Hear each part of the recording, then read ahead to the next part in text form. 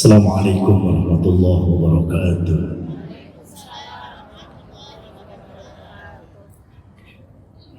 Alhamdulillahilladzi khalaqal azwaja asya'a wa khalaqa adama wa hawa'a wa dhurriyyatahuma rijalan katsiran wa nisa'a.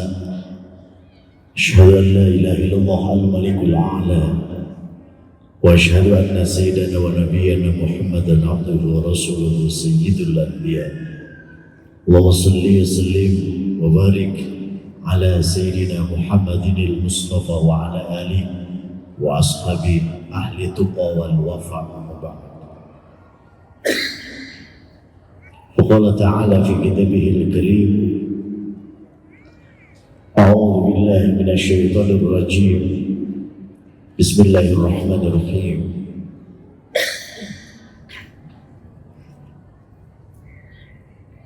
Ya ayyuhalladzina amanu idza qila lakum tafassahu fil majalis fafsahu yafsahillahu lakum wa idza qila ansuzu famsuzu yarfa'illahu alladhina amanu minkum walladzina utul ilma darajat wallahu bima ta'maluna khabir. Sadaqallahul azim. Min sabil fadilah hadratal mukarramin, para alim ulama, para asatidz, para mubaligh, bil khusus akhinal mahbub Kiai Haji Edi serta seluruh jajaran yang hadir dalam kesempatan ini. Wasabil adalah Ubuhul Nur, pejabat daerah, termasuk beliau juga ex officio sebagai Ketua Majelis Ulama Indonesia Gede Bage. Ashabil Qurabah, ibu-ibu, alhamdulillah, tanpa mengurangi rasa hormat dan khidmat saya tidak bisa disebut satu persatu. Tidak apa-apa, Bu. Kalau disebut satu-satu waktunya habis. Tapi kalau saya lihat wajah ibu-ibu yang pakai seragam merah, hijau, kuning, kelihatannya ada dua kelompok. Ada kelompok milenial, tetapi kebanyakan kelihatan yang hadir kelompok kolonial. Kalau di masjid milenial, ibu-ibu namanya IRMA, Ikatan Remaja Masjid. Kalau kolonial, ibu-ibu di masjid namanya INEM, Ikatan Nini-Nini Masjid. Kalau IRMA sehatnya walafiat, kalau INEM sehatnya walafiat. Tapi gak usah khawatir, ibu yang hadir di sini saya doakan masuk surga. 10 orang. Ibu, bapak yang hadir saat ini saya doakan masuk surga. Karena di surga gak akan ada kakek-kakek, nenek-nenek, Bu. Kalau ibu sepuh hari ini, bapak sepuh hari ini, kemudian meninggal, kelak masuk surga, usia orang di surga itu akan diratakan semua. Berapa usianya? Sweet 17. 17 tahun, Ibu. Jadi ibu yang sepuh hari ini, insya Allah bakal cantik lagi, bapak bakal kasih deh. Amin. Hoyong ibu lebat surga. Mau masuk surga, mau? Mau cepat-cepat?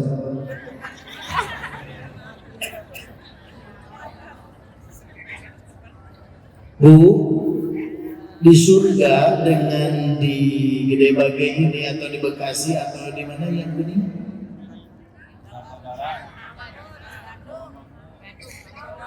Pulau Gadung, Masya Allah.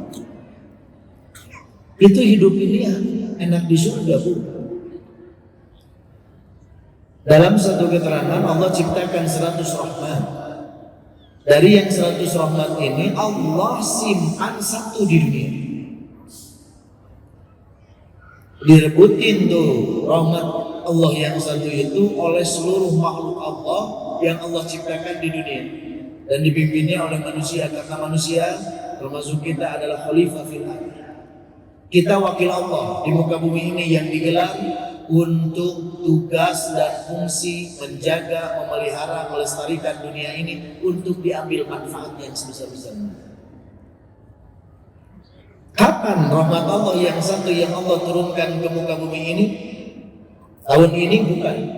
Semenjak dunia ini Allah ciptakan sampai hari ini, bahkan sampai hari kiamat, itu seluruh makhluk Allah sedang memperebutkan rahmat Allah yang satu. Bisa disimpulkan dengan hati yang jernih, pikiran yang sehat, cacak-cacak hiji, walaupun cuma satu, dan yang satu itu rahmat Allah diperebutkan oleh seluruh makhluk Allah yang ada di muka bumi, tidak pernah habis saking banyaknya. Dan yang 99 sisanya itu disimpan di surga. Buat siapa? Buat ibu insya Allah. Amin. Amin ya Rabbal. Di surga itu ibu tidak perlu kerja keras, bapak berangkat pagi, pulang sore, kadang kemalaman, cari kifayah, cari rezeki untuk menutupi kebutuhan hidup. Di surga itu cukup ibu bersihkan hati, di dalam hati apa yang ibu inginkan, apa yang bapak inginkan langsung ada saat itu. Bu, halo, halo, ibu kira-kira kalau waktu-waktu gini makan yang enak apa kira-kira? Bakso, terus seblak, terus pempek, terus kaciri itu kan barang daun adanya. Yang disebut tadi ada semua, ada nggak langsung di depan? Nggak ada kan? Dan saya juga dari tadi terbersit ingin cai kopi hidung gitu. Tapi ya, ini kan di dunia, di surga itu luar biasa. Ibu akan dikelilingi oleh gulang-gulang yang tampan luar biasa. Tidak akan pernah ketemu di Pulau Gadung, tidak akan pernah ketemu di Bekasi, tidak akan pernah ketemu di Gede Bage. Tampan, kasep, ganteng luar biasa. Dan bapak akan dikelilingi oleh bidadari yang bisa pernik endah kebina-bina. Dan kalau gulang-gulang surga dan bidadari surga mengeluarkan keringat, terus dicium keringatnya bak minyak kasturi. Air ludahnya saja, cai koehnya, air ludahnya itu bak ambar tidak. Masya Allah. Bahkan kata yang bohong mah, kalau gulang-gulang surga ada upilnya, korong, upil, dicokel, dimomo ibu-ibu, amis asa keremes. Itu gulang-gulang surga. Masya Allah. Amin ya Rabbal. Mudah-mudahan semua masuk surga, amin. Wasilahnya ini sudah ada. Man salaka tariqan talabil ilmi syahalallahu tariqan ilal jannah. Barang siapa yang memperingan beban tubuhnya, melangkahkan kedua kakinya menuju majelis ilmi, itu orang sedang membuat jalan yang lurus, lempeng tanpa hambatan. Yang dalam bahasa Arab disebutnya alatul. Apa itu Bu? Insya-Allah. Alatul. Jadi ibu kalau umroh, bapak kalau haji, terus nauzubillah di sana tersesat, nggak tahu jalan kemana Masjid Nabawi kalau di Madinah, kemana ke Masjidil Haram kalau di Mekah, ya. Yang ditanya orang Arab, kemana ke Masjid Nabawi, kemana ke Masjidil Haram. Kalau jalannya lurus, orang Arab akan ngomongnya ke ibu begini, haji ala tul haram. Jalan lurus, jalan lem, tanpa ada hambat. Makanya di kita ada tol. Itu tadinya bahasa Arab, tul. Ibu dari Pulau Gadung pakai tol. Ada hambatan? Enggak ada. Lurus, kelompok dari Bekasi sama. Itu tadinya bahasa Arab, tul. Kenapa jadi tol? Karena yang buat jalannya laki-laki. Kalau itu jalan dibuat oleh perempuan, jalan astagfirullah. Jalan timus. Jalan lurus masuk ke dalam surga Allah Subhanahu wa Ta'ala. Amin ya Rabbal. Mudah-mudahan kita semua dikumpulkan di surga Allah. Ya, karena setiap kita akan bersaksi di hadapan Allah. Wallahi, bagi orang yang selalu berkerumun bersama-sama di dalam kebaikan, maka yakinkan setiap orang itu akan bersaksi atas kebaikan kita di dunia. Allah Subhanahu wa Ta'ala pernah berbicara kepada malaikat Malik, penjaga neraka. Wahai Malik, adakah si fulanah di sini? Ada ya Allah. Di mana dia sekarang? Sudah tutup, sudah terbakar api, sudah jadi abu ya Allah. Kemudian Malik berkata, ya Allah, kenapa engkau mengatakan dan bertanya tentang si fulanah? Maka apa yang terjadi kata Allah? Malik, si fulanah ini memang orang berdosa, tapi di surga itu banyak teman-temannya nanyain dia. Bu, halo? Jadi nanti kalau ibu sudah di surga, gak ketemu saya, gak ketemu kajian Edi, ibu wajib nanya sama Allah. Itu yang pernah ceramah di Al-Jabar, saya pernah dengar ceramahnya di mana ya Allah, gitu. Tapi ibu jangan nyangka saya di neraka. Karena ibu sudah soleh, gitu kan, sudah di tengah surga, saya banyak dosa, berada di belakang. Ibu langsung pegang tangan saya, bawa ke depan. Karena apa? Setiap orang yang berlaku kebajikan di dunia ini bersama orang lain, bersifat muamalah, interaksi sosial, menjalin hubungan silaturahim, maka setiap dia berbuat kebaikan kepada orang lain itu akan menanyakannya kelak di akhirat.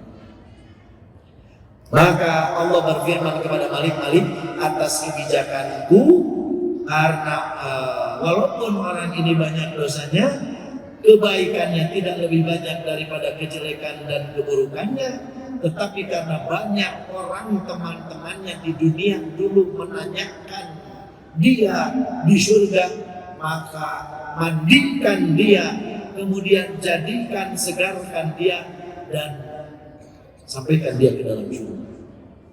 Amin ya Rabbal. Maknanya apa ini?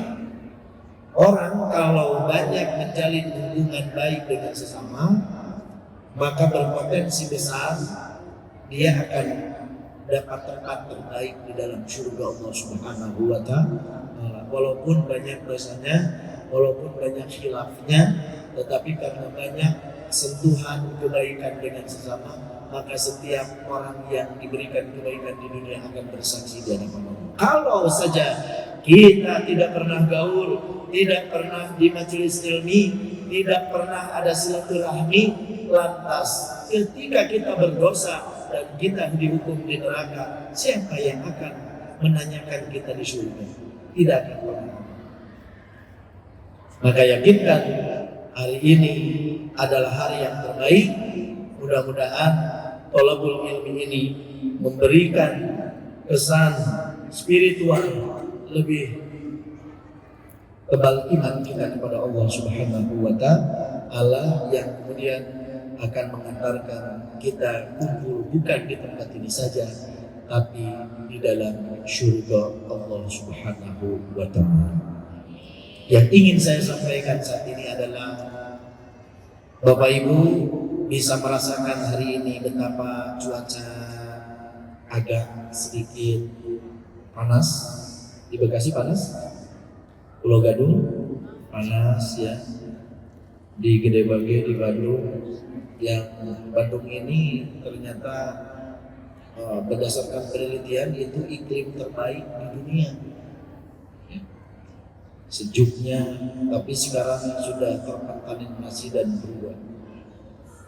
Alam berubah, alam bereaksi, banyak kejadian, banyak musibah, tsunami, banjir bandang, longsor, gunung meletus, kebakaran, terjadi perselisihan.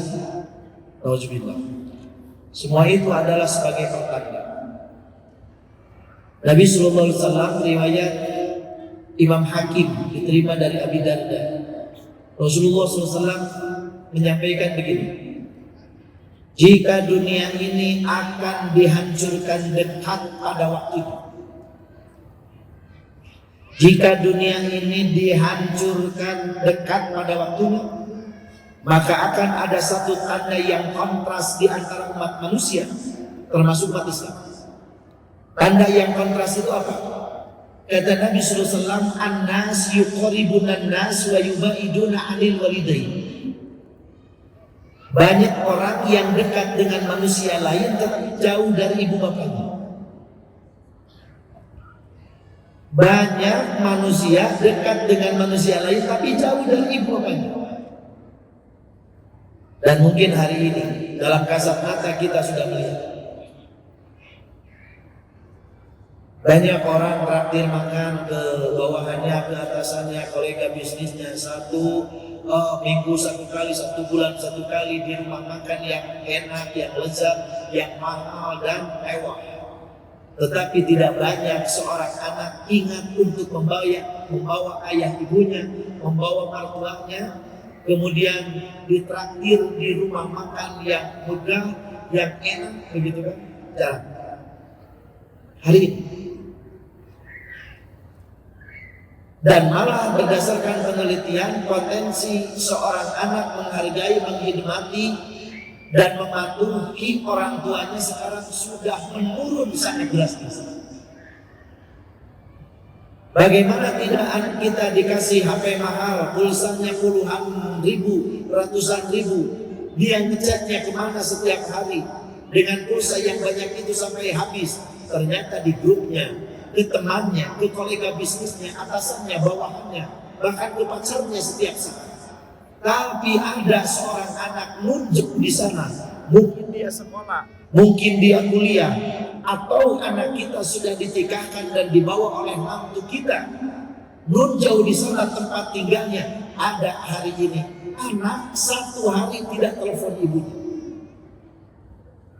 bahkan ada yang satu minggu lost contact dengan ayah ibunya, memijit nomor ibunya beberapa detik, ayahnya beberapa detik hanya untuk menanyakan, Papa sudah makan hari ini? Bagaimana kesehatan ayah hari ini? Ada orang satu minggu anaknya tidak pernah tahu bagaimana kesehatan ayah ibunya. Bahkan ada yang satu bulan dia lost contact, tidak tahu bagaimana ayahnya sakit atau sehat, bagaimana ibunya sakit atau sehat, makannya dengan apa. Nauzubillah. Ini perlu saya sampaikan karena untuk menstabilkan suasana kehidupan kita, diantaranya adalah Rasulullah SAW mengingatkan kepada kita dengan ini.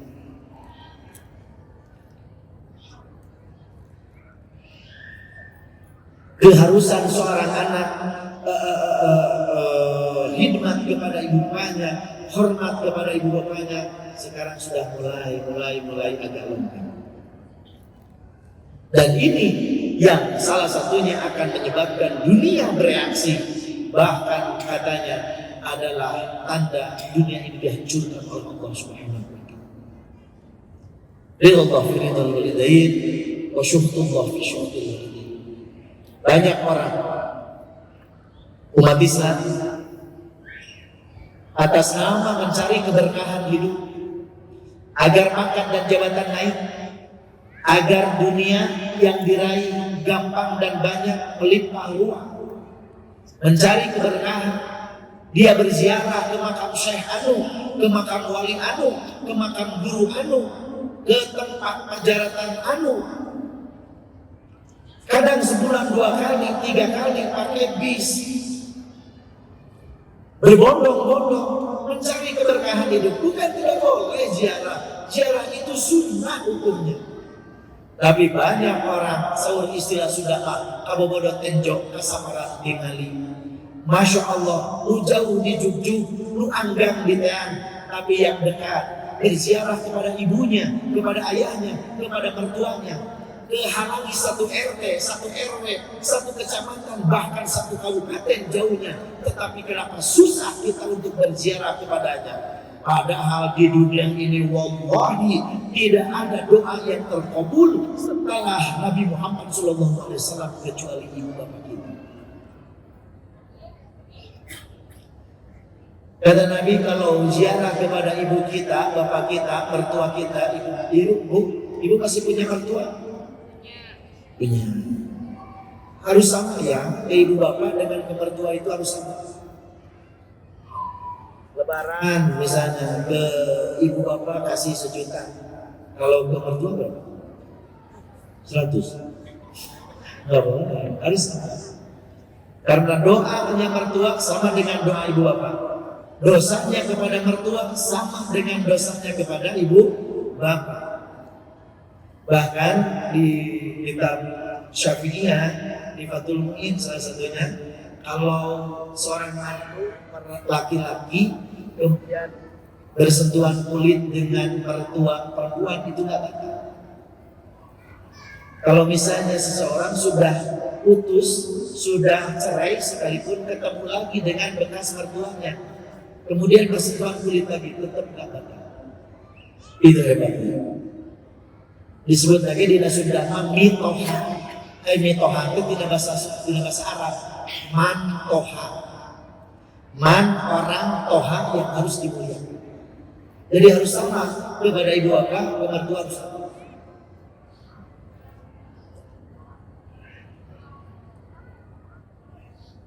Nah, cara menghormati inilah yang penting kita harus tahu. Mungkin bapak ibu masih punya orang tua, masya Allah, hanya untuk sekedar ya kirim pesan aja susah. Saya lagi belajar sudah mungkin 5 tahun, ibu bapak orang tua saya di Ciamis, di Tegalu, ya masih ada. Kalau jam 3 saya ambil HP, saya telepon ibu saya, mama sehat, bapak sehat, alhamdulillah. Gimana kak? Santri di pesantren, bla bla bla.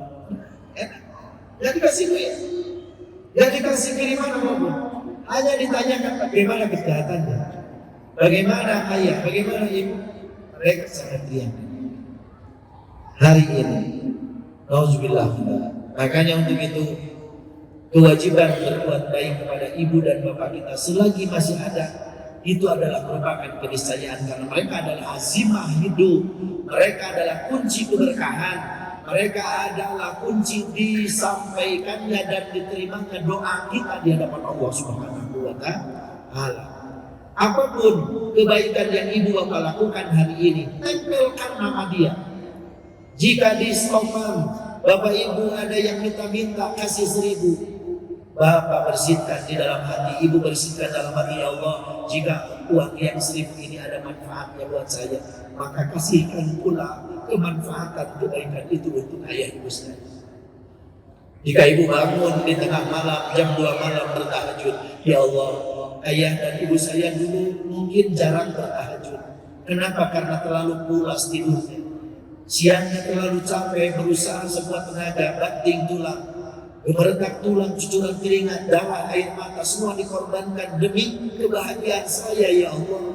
Demi mencari sesuap nasi untuk menyambung hidup saya, ya Allah. Demi pakaian saya, agar saya memakai pakaian layak dengan anak-anak, tetangga, ayah dan ibu saya.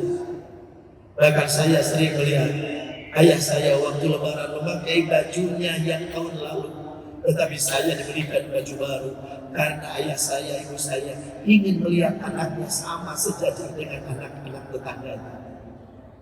Habis waktunya, terlalu tidur pulas sehingga mereka bangun kesiangan. hari ini Allah takdirkan saya bisa bertahajud. Ya Allah, jika tahajud ini adalah kebaikan untuk saya, maka sampaikan pula untuk ayah ibu saya.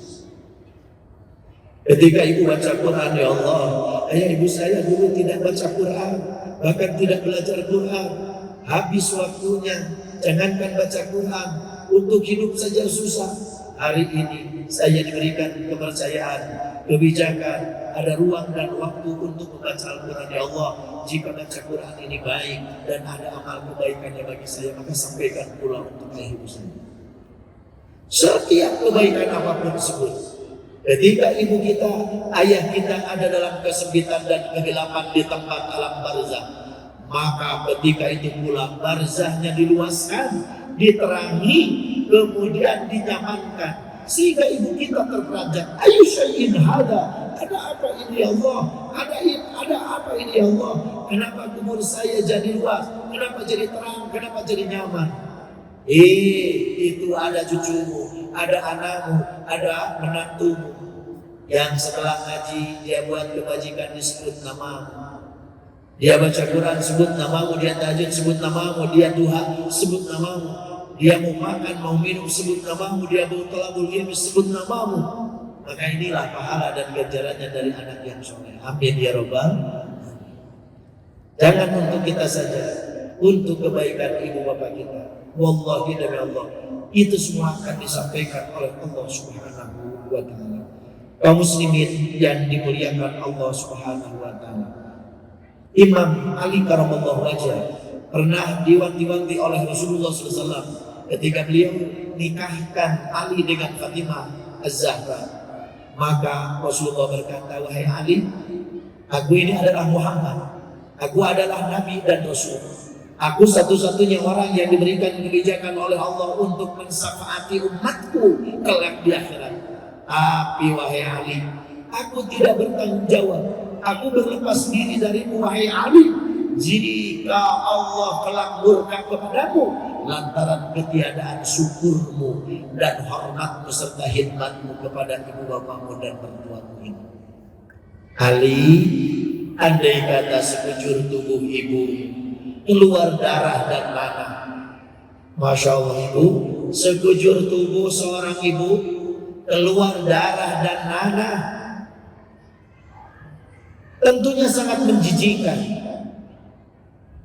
Karena itu penyakit yang dihindari oleh semua manusia. Keluarlah darah dan nanah dari sekujur tubuh seorang ibu, seorang ayah.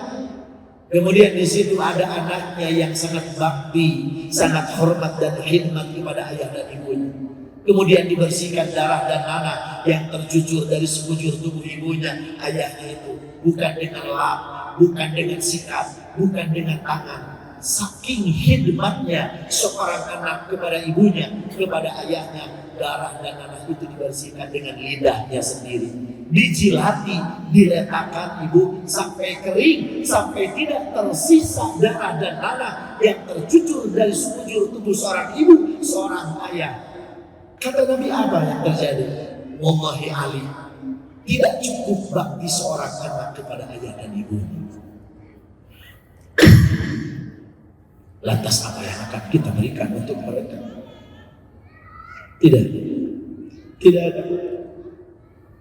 Kecuali kita ringankan bebannya. Jangan menambah pikiran berat. Jangan pernah mengeluh kesusahan kepada ayah ibu kita. Sampaikan yang baik-baik saja. Karena itu adalah azimah hidup kita. Alhamdulillah.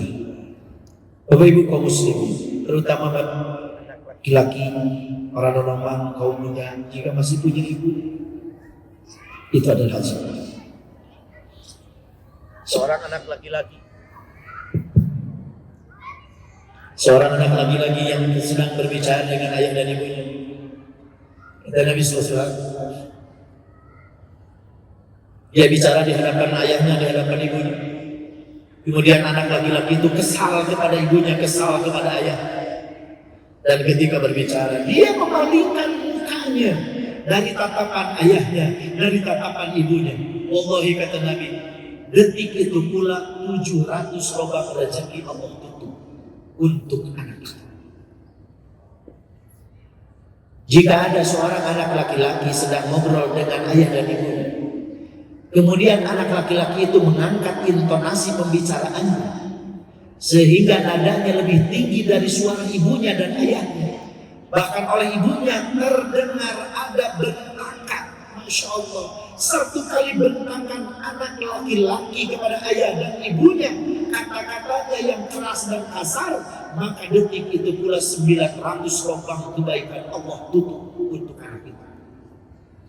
Jika ada seorang anak laki-laki yang pernah mencucurkan air mata ibunya, tidak banyak, satu tetes, karena kesal kepada ibunya, kemudian ibunya sakit hati dan keluar dari matanya satu tetes air dan jatuh ke bumi, maka bumi ini bergerak, bumi ini bergetar, dan bumi bersaksi kepada Allah, ya Allah, aku bersaksi untuk orang ini, aku ridho dia hidup di punggungku, dia jalan ke utara, selatan, timur, barat di punggungku, aku ridho. Dia makan minum di punggungku, aku ridho. Dia berak, kencing dan tidur di punggungku, aku ridho. Tapi aku bersaksi kepadamu, wahai Rabb, jika ajal orang ini tiba, kemudian rezekinya habis di dunia dan dia sampai ke perutku, maka aku akan ringsekkan, maka aku akan press itu tulang-tulang orang ini, anak ini, sehingga menjadi debu. Alhamdulillah, orang yang durhaka kepada ibu bapak masuk ke liang kubur itu langsung tanah bergerak.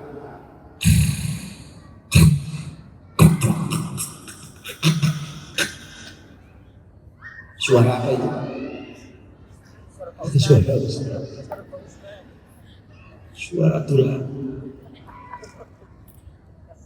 menggunung tulang. Nauzubillah min.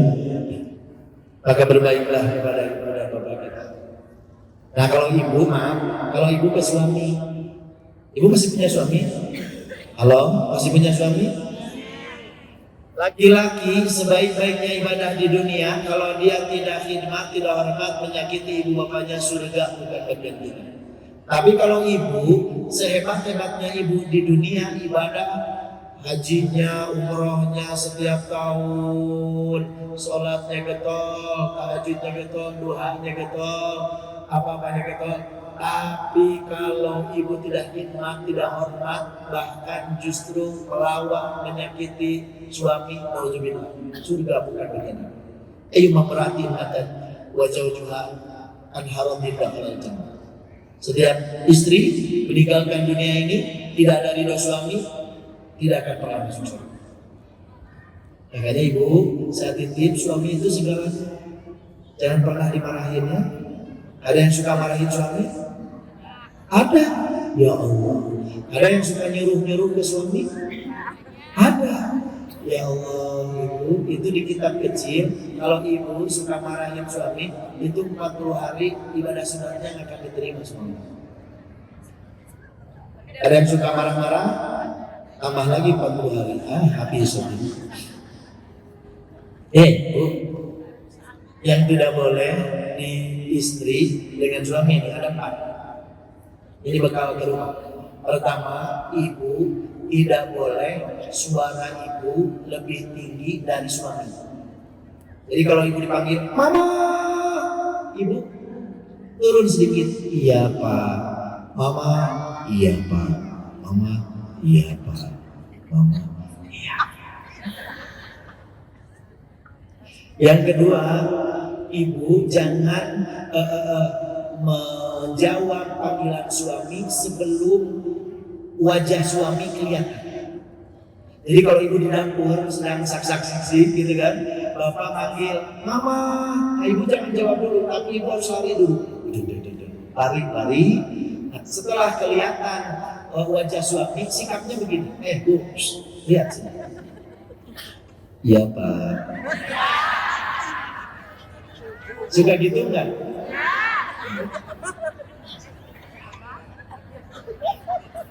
Yang ketiga, kata-kata ibu tidak boleh lebih banyak dari suami. Jadi kalau suami 10 kata, ibu 5. Kebalik, suami 1, ibu 100. Celak cekrek suami itu. Ya Allah ya Rabbi. Jangan ember, jangan banyak ngomel ibu. Baik. Tidak baik. Tapi bapak-bapak kalau punya istri sering ngomel, ember dan banyak ngomong, harus syukur nikmat. Bahkan harus numpang. Karena apa? Karena istri bawel itu jangankan orang juri sih.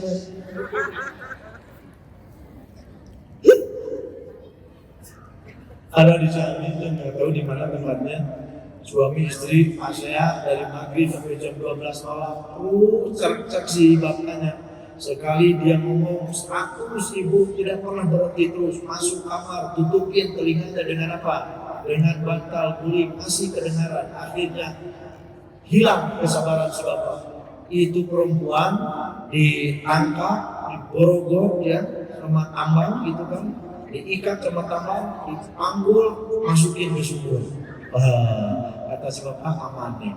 Tapi ketika mau tidur tidak kunjung tidur sebab ingat 15 tahun rumah tangga, bawel-bawel juga banyak baiknya. Akhirnya timbul rasa kasihannya si bapak. Dicarilah kerekan, carilah tambang. Mama, bapak tarik lagi ya ke atas. Akhirnya ditarik, subhanallah ibu, berat luar biasa. Pas ditarik, yang megang tambang itu ternyata bukan istrinya, juri yang ada di sumur itu. Kemudian juri itu ditanya, kenapa pegang di tambang? Iya, coba ayah pemaji kemana ngomong-ngomongin. Jadi si ibu itu setelah dimasukin sumur, oke, tetap ngeceprot gitu. Ibu tanya ngeceprot, dia ngomong terus.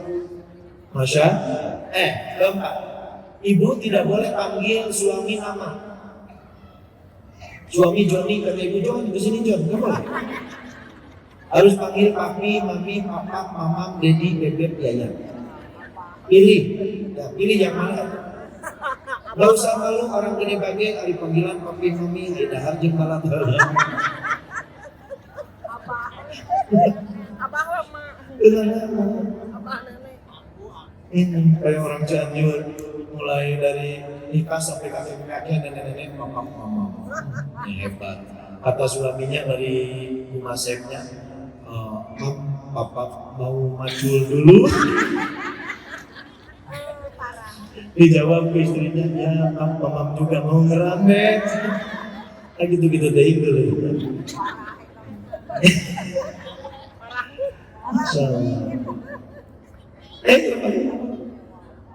Lihat Rasulullah itu panggil Aisyah Humairah, wahai yang pipinya kemerah-merahan.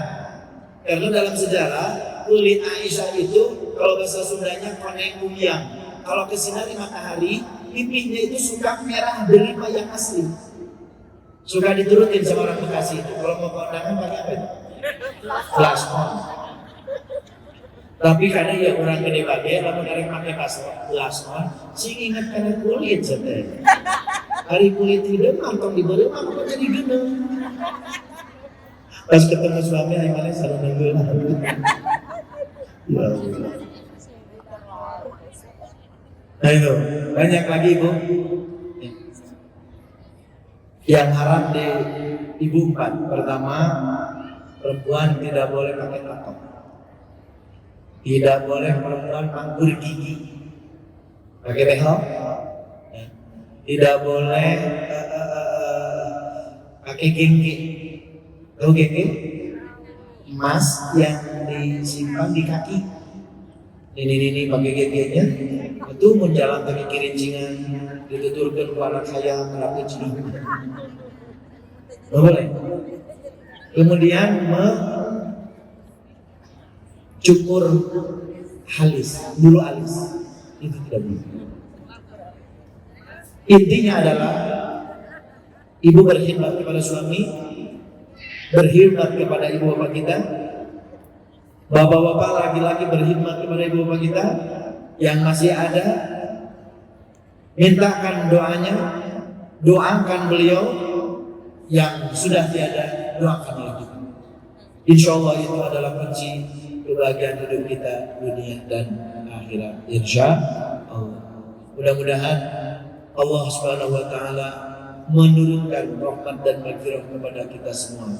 Insya Allah. Wa qul i'malu fasayarallaha amalakum wa rasuluhu wal mu'minun. Wa saturadduna ila alimil ghaibi wasyahadah ayunabbiukum bima kuntum ta'malun.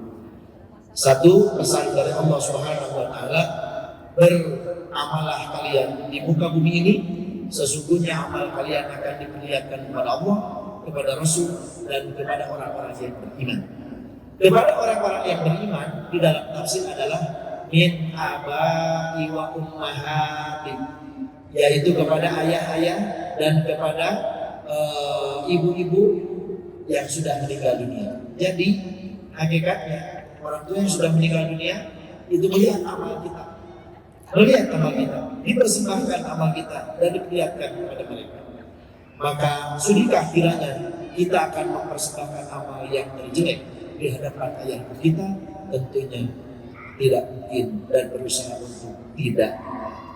Karena ayah ibu kita akan selalu kita doakan dengan kebaikan, dan insya Allah kita akan berkumpul dengan mereka kelak di dalam surga Allah Subhanahu wa taala. Amin ya rabbal. Itu saja yang bisa disampaikan. Silaturahim saya saat ini. Ada yang bertanya barangkali?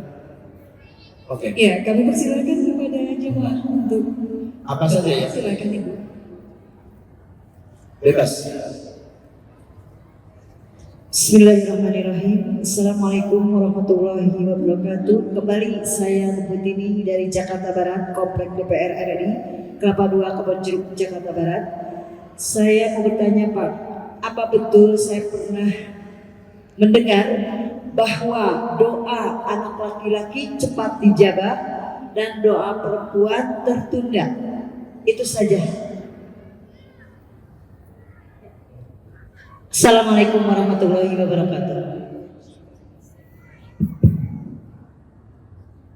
Dikumpulkan dulu atau langsung jawab Pak Ustaz? Belum. Dua lagi. Silakan Bapak dan Ibu jemaah Masjid Raya Al-Jabar yang ingin mengajukan pertanyaan. Mangga Ibu silakan. Bismillahirrahmanirrahim. Assalamualaikum warahmatullahi wabarakatuh. Bapak barusan mengenai suami ya. Gimana kalau suaminya nih yang galak? Apa kita harus selalu menghormatinya atau harus ya begitu saja? Assalamualaikum warahmatullahi wabarakatuh. Terima kasih. Suaminya galak, tapi ngasih duit kan? Oh enggak. Ada lagi? Ada lagi? Insya Allah ini jemaahnya aktif, bagus Pak Ustaz. Mangga Ibu silakan. Bismillahirrahmanirrahim. Assalamualaikum warahmatullahi wabarakatuh. Ini tak saya mau menanyakan, apa benar saya sudah mendengar seorang ibu kalau keguguran tapi belum jelas jenis kelamin anaknya, apakah wajib diberi nama, katanya Ustaz? Mohon petunjuknya Ustaz. Ya. Assalamualaikum warahmatullahi wabarakatuh. Waalaikumsalam warahmatullahi wabarakatuh. Satu pertanyaan dari Bapak, ada jemaah laki-laki? Ada? Sepertinya paham semua ini bapak-bapaknya. Ada Bapak? Ada. Satu pertanyaan dari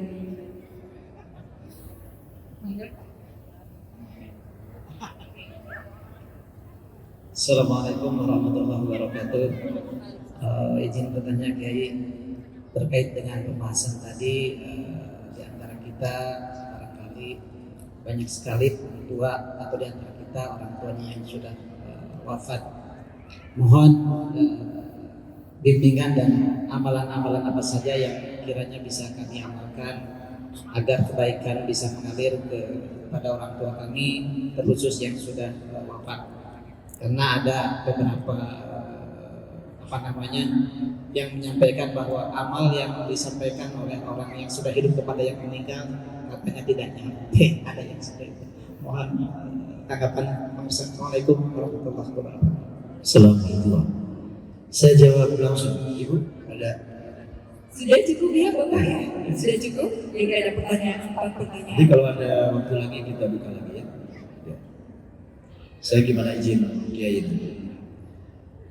Apakah katanya doa anak laki-laki itu lebih terijabah ketika dibandingkan doa anak perempuan? Jadi begini Bu, Allah berfirman, "Ud'uni astajib lakum." Ada yang menafsirkan berdoa, ada yang menafsirkan beribadah. Dan setiap doa itu diijabah sebetulnya. Tidak dari laki-laki, tidak dari perempuan. Jadi tidak ada istilah doa tunda. Cuman tasarruf doa itu ada 3. Tasarruf doa itu ada 3. Ketika kita minta sesuatu kebaikan kepada Allah, boleh jadi 3 yang terjadi. Pertama, doa itu digunakan untuk memupus dosa kita. Jadi kalau ibu terus-terusan berdoa tentang sesuatu dan lama tidak terkabul, tidak terjadi, jangan suudzon kepada Allah.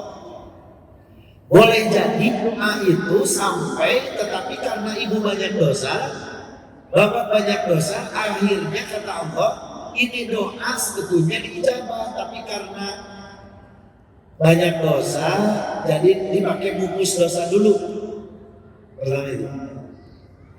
Yang kedua, tasawuf doa itu boleh jadi diganti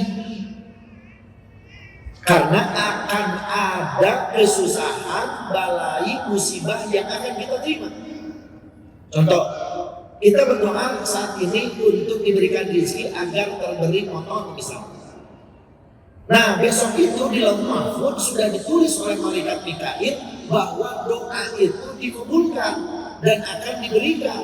Tapi berbarengan dilihat di lauh mahfud itu, bab ibu itu akan ketabrak angkot. Maka kata Allah, udah doa ini gantikan dulu untuk diselamatkan dari tertabrak itu. Atau yang ketiga, doa itu memang dikabul, tapi tidak diberikan di dunia karena Allah lebih tahu. Jika diberikan di dunia akan mendapatkan kejelekan dari neraka. Maka kata Allah, aku simpan doa itu sebagai tabungan untuk kemudian nanti kelak di akhirat.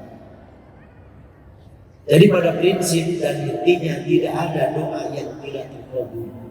Semua doa dikabul sesuai dengan janji Allah, ud'uni astajib lakum. Kan gitu.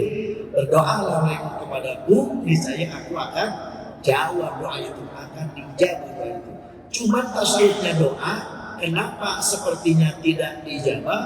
Kenapa sepertinya tidak nyampe? Bukan tidak nyampe, bukan tidak dijawab, tetapi itu mungkin tasawufnya hal yang 3. Kalau saya boleh tahu ibu yang dimaksud berdoa itu apa? Bu, berdoa itu apa? Memohon, meminta. Ibu, berdoa itu melafazkan kalimat tertentu dari lisan kita, tahu arti, tahu maksud, tahu tujuan, itu berdoa. Sekali lagi, melafazkan kalimat tertentu dengan lisan kita, tahu artinya, tahu maksudnya, tahu tujuannya. Kalau ibu melafazkan kalimat doa dengan bahasa Arab apalagi panjang-panjang, hebat-hebat, artil, nasihat bacanya, tapi ketika setelah berdoa ditanya, apa Bu itu artinya? Oh, saya tidak tahu artinya, tapi saya hafal doa ini. Maka itu bukan berdoa, itu baca doa. Kira-kira ibu besarnya baca doa atau berdoa? Baca doa. Kalau baca doa ya sulit dikabul. Oh Ustaz, bagaimana atuh kalau saya ingin berdoa, saya ingin baca doa tapi masuk kategori berdoa. Maka salah satunya pertama, hadirlah banyak ibu di majelis doa. Hebatnya majelis doa, Bu, jika ibu kumpul saat ini, bapak kumpul saat ini, nanti di akhir saya akan berdoa. Saya berdoa pakai bahasa Arab dan ibu tidak mengerti apa yang saya ucapkan, tapi saya insya Allah mengerti apa yang saya bacakan, maksud dan tujuannya saya tahu. Ibu hanya amin, amin, amin saja, ya. Maka ibu yang tidak mengerti dianggap mengerti. Itu hebat.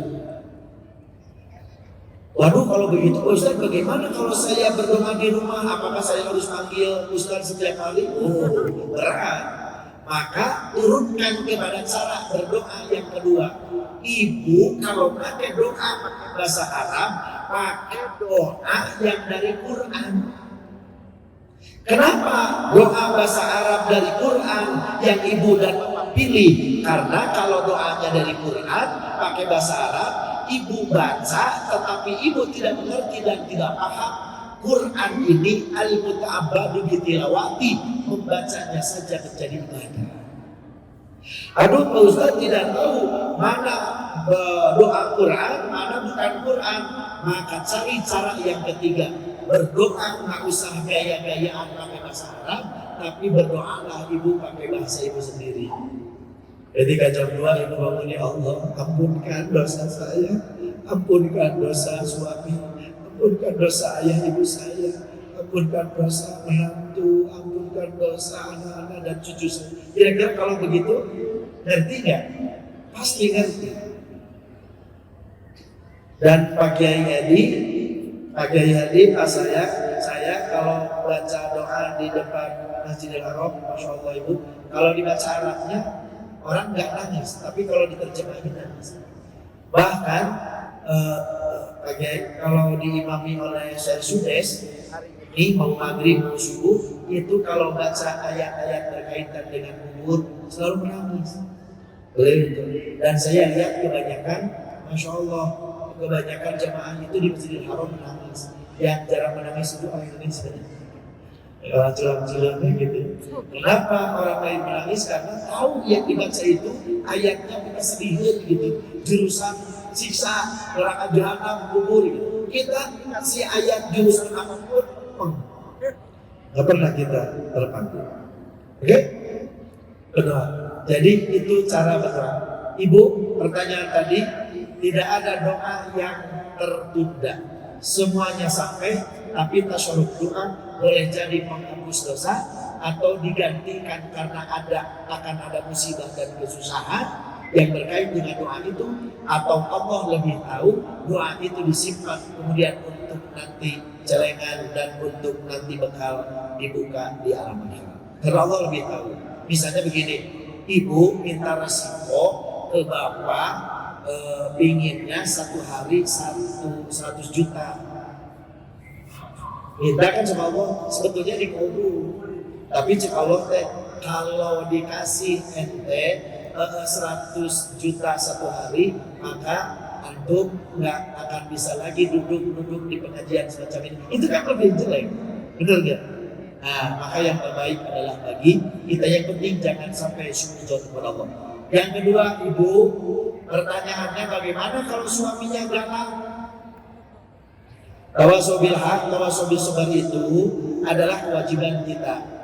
Jika menghadapi suami yang galak, ibu bersabar dan terus berdoa kepada Allah Subhanahu wa taala. Jangan suami marah sekali, 2 kali, 3 kali minta cerai. Itu tidak baik. Ya. Kalau ibu rumah tangga 20 tahun, ingat kebaikan suami. Mungkin galaknya saat ini, ya, atau galak dari awal. Jadi 2 pilihannya. Kalau itu banyak madarat bagi ibu, maka ibu di Undang-Undang Nomor 174, PP 975 dan kompilasi hukum Islam, ibu diberikan kebijakan untuk mengajukan cerai ke pengadilan. Namanya gugat cerai. Tapi itu adalah langkah yang paling terakhir ketika menghadapi suami yang justru hidup rumah tangga lebih banyak madaratnya. Tetapi kalau ibu masih dalam batas toleransi, sebaiknya bersabar dan terus doa, ya, dan terus doakan. Apakah tetap kita mendapatkan kebaikan dan pahala berkhidmat dan berhormat kepada suami yang tidak baik kepada kita? Tetap, karena surga dan neraka ibu ditentukan suami. Istri berdosa akan ditanya suaminya, anak berdosa akan ditanya ayahnya. Tidak ada suami berdosa ditanya istri, tidak ada. Makanya jangan suka periksa HP suami, nggak boleh. Tapi kalau suami periksa HP istri, wajib. Karena kalau suami berdosa, ibu terbawa-bawa. Tapi kalau istri berdosa, suami terbawa-bawa. Makanya yang harus rajin ngaji itu sebetulnya bapak-bapak. Tapi aneh, bin ajaib malah ibu-ibu. Karena banyak bapak-bapak yang gagal masuk surga karena dua hal. Pertama, lam yu'allimna fi umuri dinina, karena suami tidak pernah mampu mengajak kepada istri dan anak.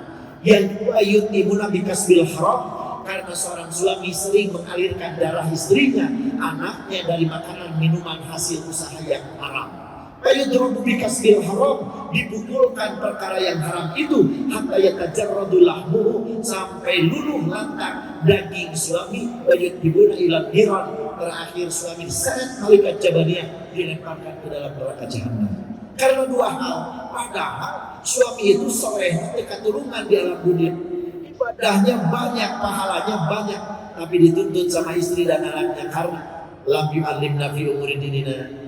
Jadi ibu bisa sholat, anak bisa ngaji, ibu bisa dus, anak bisa wudu. Bukan tanggung jawab kiai, bukan tanggung jawab MUI. Yang pertama dan utama adalah tanggung jawab suami dan seorang ayah. Jika seorang ayah, suami tidak bisa sendiri, baru meminjam tangan orang lain, titipkan anak di pesantren, antarkan istri ke majelis ilmi, didoakan, direstui, disetujui, diberikan bekal. Amin ya rabbal. Jadi ibu lebih baik bersabar, insya Allah, ya, lebih baik bersabar. Yang ketiga, Pertanyaan ketiga. Apakah bayi yang oh iya, oke. Bapak Ibu, di dalam Islam posisi yang disebut manusia hidup itu aturannya ternyata 120 hari. 120 hari itu berarti 4 bulan. Jadi ketika kotrotan patus sirah datang, kita kan 40 hari air mani, 40 hari kemudian gumpalan darah, 40 hari lagi kemudian daging. Setelah itu Allah sempurnakan dengan membuat atau memasukkan tulang belulang. Kemudian juga sempurnakan indranya, matanya, telinganya dan lain-lain. Masuk 120 hari Allah tiupkan ruhnya sebagai sebuah pertanda mulainya kehidupan. Jadi kita ini 2 kali mati, 2 kali hidup.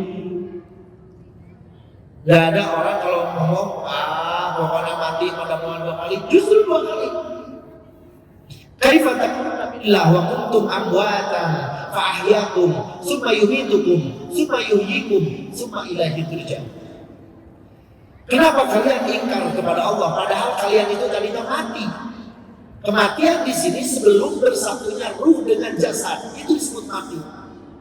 Kemudian ruh dimasukkan, itulah hidup. Sampai kemudian dikeluarkan dari rahim ke dunia, hidup, dan kemudian nanti mati, meninggalkan dunia. Dan sebentar setelah mati itu dihidupkan kembali.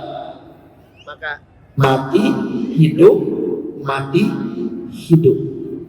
Dan tuntum kehidupan adalah hidup selamanya. Pertanyaan tadi, bagaimana kalau belum sampai ke batas itu dan kemudian keguguran, kemudian harus dikasih nama? Isyarat memberi nama itu justru setelah haid. yauma sabihi tudbihu wa tusamma wa tubitul ada. Kullu gulamin murtahanun bi akibatihi. Setiap bayi yang lahir itu tergadai jiwanya oleh akikah. Ibu ada yang belum akikah di sini? Ada yang belum akikah? Berarti ibu masih di pegadaian. Belum ditebus. Isyarah memberi nama kepada bayi itu adalah justru setelah lahir dan bareng dengan akikah. Di hari yang ketujuh bagi yang mampu, anil gulami satani mukafatani wa anil jariyati satu. Bagi anak laki-laki 2 dombanya, bagi anak perempuan 1. Tapi kemudian di hadis lain Rasulullah bersifat moderat dalam hal ini, karena ibadah akikah kurban itu berkait haji ya, zakat itu berkait dengan istitoah dunia. Jadi ketika Nabi mengatakan anak laki-laki 2, tetapi di kesempatan lain Rasul mengatakan aku anil Hasani wal Husaini kabsan. Saya mengakikahkan cucu saya Hasan dan Husain satu-satu. Tapi di kesempatan lain Rasul mengatakan untuk anak laki-laki 2 dombanya, untuk anak perempuan 1. Kemudian di hari ke-7 itu sama kasih nama yang baik. Kemudian tumitul ada, bersihkan rambutnya, ditimbang gram emas, kemudian dibuangkan dan diberikan kepada ibu. Jadi kalau ada orang berkata sebelum batas 120 hari kemudian harus dikasih nama dan lain-lain, itu tidak pada tempat. Jadi dikasih nama itu justru sudah lahir. Jadi kalau istilah dia sudah karuron, kalau di Pulau Gadung apa? Keguguran. Ya, keguguran sebelum batas 120 hari itu, sebelum ada ditiupkan ruh sebagai pertanda kehidupan, itu belum ada apa-apa. Masih sebagai saja. Oke. Yang terakhir, Pak Haji, kebaikan apa saja sudah? Berdoa itu kan ada 2 kan? Ada berdoa yang vertikal langsung, ada berdoa seluruh janjangan. Setiap berbuat kebajikan apapun, sebut nama orang tua kita, didoakan. Karena kata Imam Ghazali, hidup di alam kubur itu seperti di penjara. Orang di penjara itu, 1 penjara 2 kali 3 dihuni oleh 10 orang, dia berak di situ, tidur di situ, makan di situ, kencing di situ. Masya Allah, terlihat lusuh wajahnya, terlihat kumal tubuhnya, tetapi ada sebuah cahaya kegembiraan ketika keluarganya datang menjenguk. Dia bisa tersenyum, dia bisa memeluk anaknya, dia bisa bersalaman dengan istri. Betapa bahagianya orang yang sedang dalam keadaan di penjara kemudian ditengok oleh keluarganya. Imam Ghazali berkata, jika anaknya atau siapapun berdoa untuk orang ini, maka berbahagialah, karena itulah seperti dibesuki di penjara. Bisa dibayangkan kalau kita tidak pernah berdoa untuk ayah ibu kita yang sudah tiada, betapa orang lain dikasih setiap hari malamnya 5 kali datang membesuki atau datang menengok, membawa makanan, karena setiap sholat anaknya berdoa Allahumma gfirli dzunubi wali walidayya warhamhuma rabbayani. Nah, kita punya anak banyak doa. Intinya masuk kategori doa itu bisa secara lisan, dalam bentuk lafaz-lafaz, dalam bentuk aurat-aurat, dalam bentuk zikir yang diisyaratkan dikirimkan untuk beliau. Atau yang kedua adalah dengan kebaikan doa yang lain dalam bentuk real, sedekah, berbuat kebajikan dan lain-lain. Dan itu harus yakin dulu bahwa doa kita nyampe kepada Allah, kepada mereka. Pak, saya mungkin hanya kasih satu alasan kenapa kita harus berdoa kepada orang tua yang sudah meninggal ya. Alasan yang pertama, Idza qatalna adam min qata'a amaluhu ila min thalathin sadaqatin sariyatin aw ilmin yuntafa'u bi aw waladin sholihin dan ulang. Itu Nabi bahasanya pakai ma'rifat, tidak pakai nakirah. Ya. Pakai nakirah, tidak pakai ma'rifat. Artinya apa? Artinya apa? Tidak al-waladu sholihu tapi waladin sholihin dan ulang. Artinya nakirah umum. Sebetulnya yang diterima dan yang nyampe doa itu anak siapa sebetulnya? Anak siapa? Anak kita atau anak siapa? Anak Nabi Adam. Kalau itu Nabi mengatakan nakirah, artinya adalah anak Nabi Adam. Siapa saja yang mengaku mukmin, muslim dari manapun, ketika saling mendoakan itu nyampe. Karena bahasanya waladin sholihin dan ulang, itu yang pertama. Yang kedua, kalau doa tidak nyampe yang hidup kepada yang sudah meninggal, itu di setiap khutbahnya Nabi tidak akan menekankan Allahumma gfir lil wal muslimin wal muslimat al ahya'i minhum wal amwat. Yang ketiga, isyarah doa di takbir ketiga menyolati mayit itu bahasanya Allah maghfir lahu warhamhu wa'afiyah atau maghfir laha warhamah. Itu artinya apa? Isyarah bahwa doa yang hidup kepada yang meninggal adalah nyampe. Dan bukti yang keempat, doa itu tidak balik lagi. Jadi doa itu, jadi kalau kita kasih Fatihah, Fatihah itu nggak balik lagi. Jadi artinya kalau tidak balik lagi diterima. Baik Ibu. Sudah cukup pertanyaannya karena waktunya sudah habis, Pak Ustaz. Ya. Ya. Ditutup dengan doa. Ditutup dengan doa. Baik Bapak Ibu yang dirahmati Allah SWT. Tentunya mudah-mudahan ada benang merah yang bisa diambil kesimpulan dibawa pulang ke Bekasi, ke Jakarta Barat, ke Gede Bage. Ada hikmah dan manfaat dari bahasan kita saat ini. Intinya baiknya itu dari Allah, benarnya dari Allah dan dari Rasul. Kalau ada kekurangan, kesalahan dan kesalahan itu dari kebodohan diri saya sendiri dan saya mohon dimaafkan yang sebesar-besarnya. Allahumma sholli wa sallim ila amin ya rabbal alamin. Hamdan syakirin, hamdan na'imin, hamdan yuwafi ni'amahu wa yukafi mazidah. Rabbana lakal hamdu kama yanbaghi li jalali wajhikal karimi wa li 'azimi sultanik. Allahumma ighfir lana dhunubana wa li walidina warhamhum kama rabbawna shighara. Allahumma altuf fi taysir fi kulli asir fa inna taysir kulli asir alaika yasir was'alukal yusra wal mu'afata fid dini wa dunya wal akhirah. Allahumma anfa'na al-ghala wal waba wal fasha wal mihana wal fitan ma dhahara minha wa ma dhan min baladina hadha masab wa min buldanil mu'minina ammatan innaka ala kulli syai'in qadir. Allahumma ansur jiyusal muslimina fi Palestin. Allahumma najji ikhwanana wa auladana wal mustada'afina fi Palestin wa fi kulli makan ya rabbana rabbal alamin.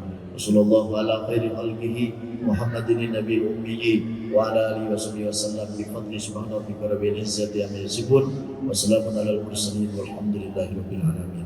Sekian dan demikian. Terima kasih atas perhatian. Mohon maaf apabila ada kekurangan. Wallahul muwaffiq ila aqwamit. Subhanakallahumma bihamdika asyhadu an la ilaha illa anta astaghfiruka wa atubu ilaik. Walhamdulillahirabbil alamin. Assalamualaikum warahmatullahi wabarakatuh. Waalaikumsalam warahmatullahi